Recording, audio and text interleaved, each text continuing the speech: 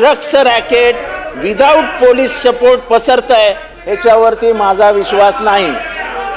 पूर्ण drugs racket हे पोलिसांशी हात मिळवणी करूनच पसरतं. जेव्हा मी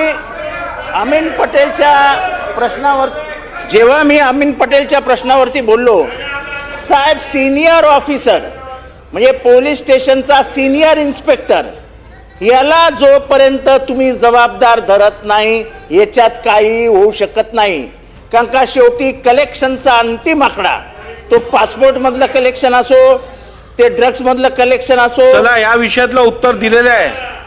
ऐका ना, तुम्हाला सिनियर PI ला जबाबदार धरून जोपर्यंत तुम्ही त्यांना घरी बसवत नाही तोपर्यंत ही परिस्थिती सुधारणार नाही. जर तुम्ही अँटी करप्शन सारखे वगैरे विंग्स तयार करणार असाल तर जरूर करा.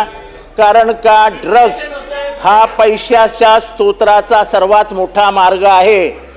ज्यामुळे जिथे ड्रग्स जास्त आहे तिथे मला पोस्टिंग द्या, त्याचे पैसे मुंबईत फिरवले जातात म्हणजे मुंबईत दिले जातात पोस्टिंगसाठी, असा माझा स्पष्ट आरोप आहे.